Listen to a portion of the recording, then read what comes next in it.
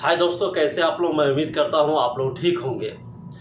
Saudi से अगर कोई छुट्टी जा रहा है तो उनके लिए ये वीडियो बहुत ही ज़रूरी है।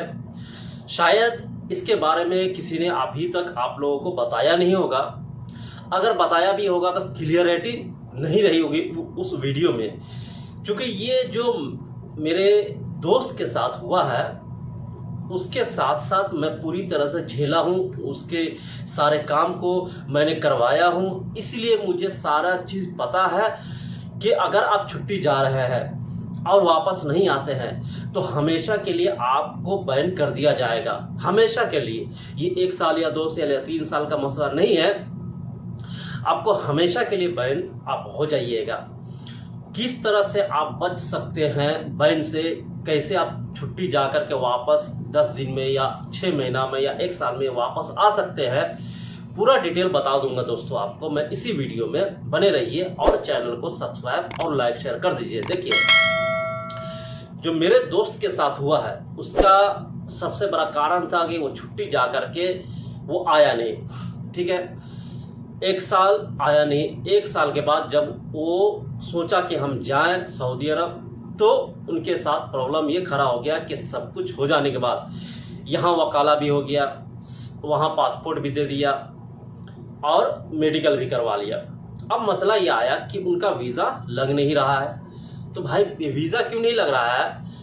एक एप्लीकेशन होता है सऊदी अरब में मसानिद करके। मसानिद में अगर आपका सऊदी इन लिखा हुआ है, अगर आप सऊदी के अंदर ही है, उसमें जो मसानिद में है सऊदी इन लिखा हुआ, तो आप जिंदगी भर रह जाइए, ऑफिस का चक्कर काटिए या एजेंट का या दलाल का चक्कर काटिए, आप नहीं आ सकते जब तक मसानिद से वो कैंसिल नहीं होगा और सऊदी अरबिया जब तक नहीं लिखेगा उसमें, तो सऊदी से मसानिद में, तब तक आप नहीं आ सकते हैं।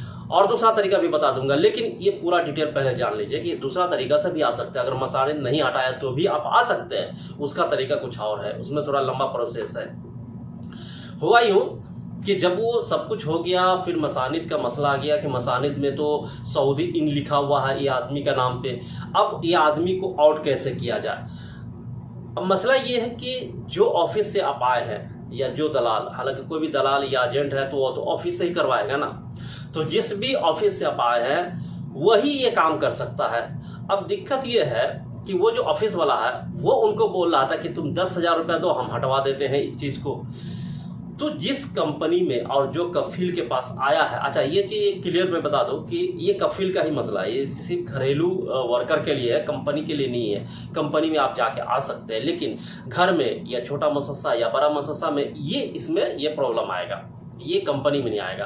अब वो 10,000 मांगा, 10,000 अगर नहीं देता है वो आदमी को, तो वो मसानिद से नहीं हटाएगा और वो कहीं भी नहीं जा सकता है। ठीक है, उसके लिए करना क्या होगा कि या तो उसको 10,000 दीजिए या रिक्वेस्ट करके फ्री में करवाइए। हालांकि ये फ्री काम है, इसमें कोई पैसे की जरूरत नहीं है, लेकिन शर्त यह है कि जिस ईमेल एड्रेस से उसको मसानिद को मेल किया गया था पहले, उसी ईमेल एड्रेस से उसको अगेन मेल करना होगा, उसको आउट सऊदी अरबिया करने के लिए। यानी ये सऊदी अरब से बाहर जा चुका है ये बंदा, ये सऊदी में नहीं है, यानी जिसको अब्सेंट बोलते हैं, काम पे नहीं है। ठीक है, अब वो अगर मेल करता है तो ठीक है, अगर नहीं करेगा तो फिर आप नहीं आ सकते। तो मेल करके फिर किसी तरह से उसको मेल करवाया गया।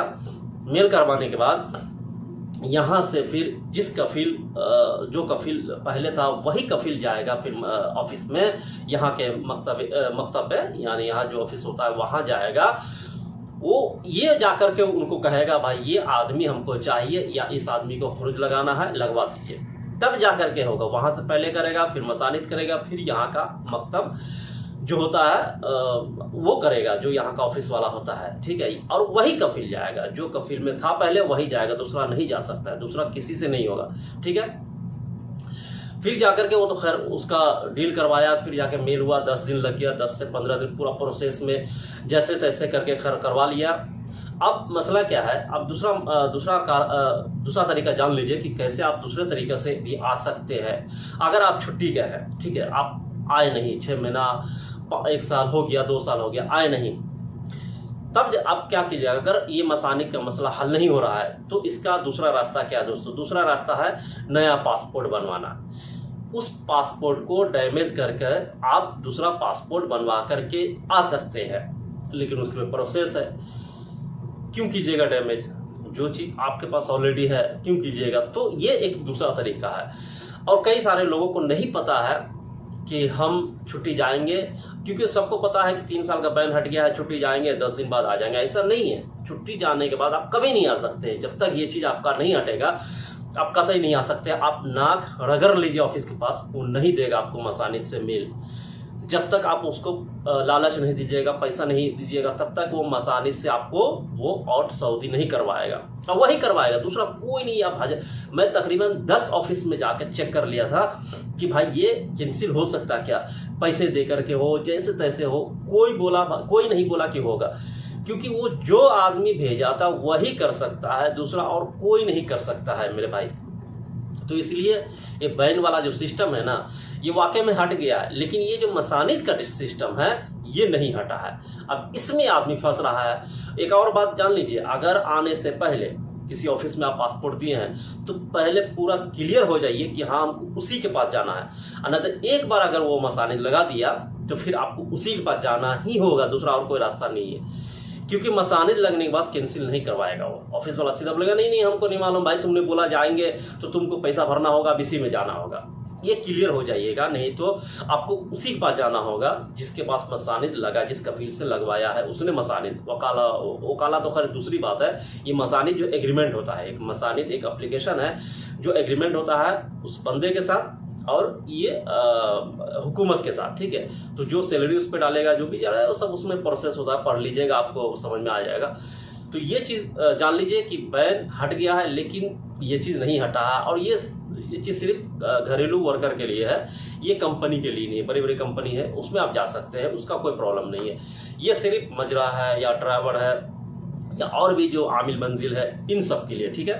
तो ये क्लियरिटी हो गया आपके लिए, क्योंकि ये हमको लगा कि बता देना आप लोग को ज़रूरी है, क्योंकि बहुत सारे आदमी छुट्टी जाकर दूसरा वीज़ा पे आना चाहता है। तो यहाँ एक और बात है, या तो यहाँ खरूज लगा के जाइए, ये खरूज में आया है, एग्जिट लगा के जाइए, फाइनल एग्जिट, तो फिर आ सकते हैं, उसमें कोई दिक्कत नहीं। लेकिन फाइनल एग्जिट नहीं है और आप सोच रहे हैं कि हम छुट्टी जाकर आ जाएगा, वापस नहीं आ सकते हैं। आप चाहिए तो आप किसी ऑफिस वाला से फ़ोन करके पता कर सकते हैं, या किसी से भी जो जानकार है इस मामले में, उससे आप पूछ सकते हैं भाई क्या ये सही बात है।